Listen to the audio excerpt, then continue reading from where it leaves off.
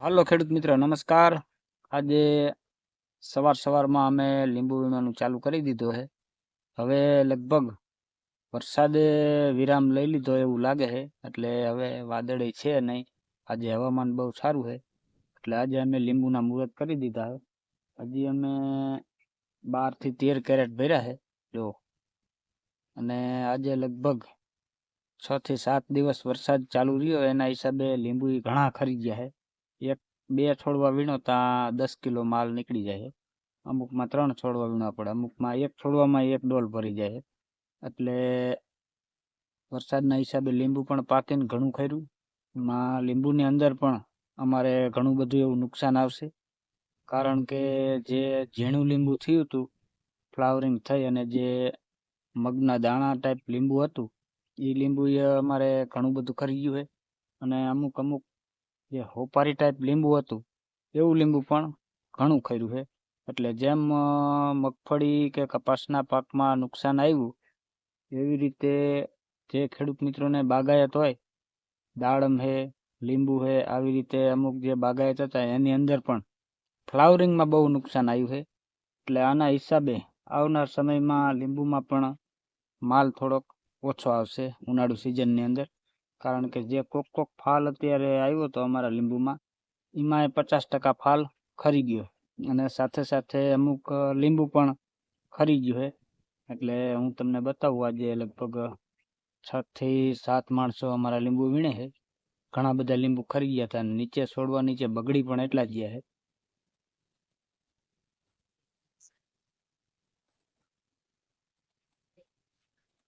જો મિત્રો, અત્યારે હાલ વરસાદના હિસાબે આવી રીતનું જે લીંબુ છોડવા નીચે 6 થી 7 દિવસ પડ્યું રહે, એટલે જો આવી રીતે બગડી ગયા, હાવ ગદગદી ગયા. જો આવા લીંબુ છે, આની અંદર તમને ડાઘા પણ દેખાતા હશે, અને આવી રીતના લાલ એક ધારું પડ્યું રહે એટલે આવી રીતનું લાલ લીંબુ થઈ જાય. એટલે આ તો મિત્રો ફેંકી જ દેવાનું, કઈ જ કામ ન આવે. એટલે આવી રીતના લીંબુ અત્યારે અમે હાલ વીણી છે. જે 1000 થી 1200 રૂપિયા ભાવ હતા, અત્યારે લગભગ આ લીંબુના 500 થી 600 રૂપિયા માર્કેટ અમને મળશે. એટલે એમાં પણ નુકસાની આવશે, અને જે લીંબુ બગડ્યા એમાં પણ નુકસાની આવશે. એટલે મગફળી કપાસ ની સાથે લીંબુમાં પણ ઘણી બધી નુકસાની છે. જો મિત્રો, આવું જે લીંબુ હતું, આવું હોપારી ટાઈપ, આવા લીંબુ પણ વરસાદના કારણે ખરી ગયા છે. અને જે મગ ટાઈપ લીંબુ હતું, જે ફ્લાવરિંગ, વરસાદ પેલા ફ્લાવરિંગ દેખાતું હતું, અત્યારે ફ્લાવરિંગ દેખાતું નથી. એટલે એમાં પણ નુકસાની જોવા મળે. તો આવી રીતનું જે આંબીલા ટાઈપ છે, મગ ટાઈપ છે, આ ટાઈપનું લીંબુ જે થયું હતું, એમાં પણ ઘણું બધું લીંબુ નીચે ખરી ગયું. આ છોડવા અત્યારે વીણતા જાય, એટલે આની નીચે લીંબુ નથી.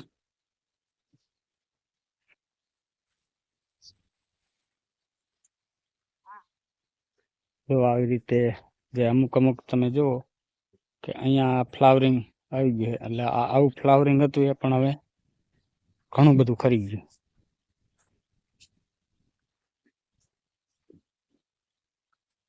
એટલે મિત્રો, બાગાયતની અંદર પણ ઘણું બધું નુકસાન છે,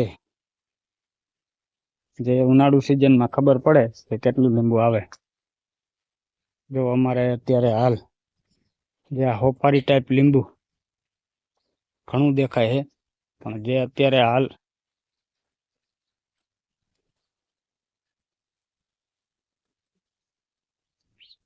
અત્યારે ફ્લાવરિંગ અને મગ ટાઈપ લીંબુ હોય, એ જ લીંબુ ભાવમાં પડશે ઉનાળુ સિઝનમાં ચાલુ થાય.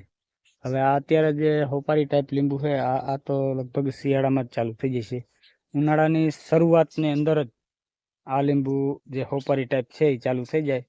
પણ હાલ અત્યારે મગથી મોટી સાઈઝનું લીંબુ હોય, તો એ લીંબુના ભાવ આપણને ઉનાળામાં સારા મળે. અત્યારે છે આ લીંબુ, પણ થોડુંક વહેલું પડશે. અને જે અત્યારે ફાલ ને બધું થવું જોઈએ અત્યારે ઓછું દેખાય છે.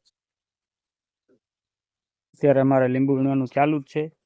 જો આ છે અમારે લીંબુ વીણવાની આકડી. આનાથી અમે લીંબુ પાડવાનું કામકાજ કરી છે.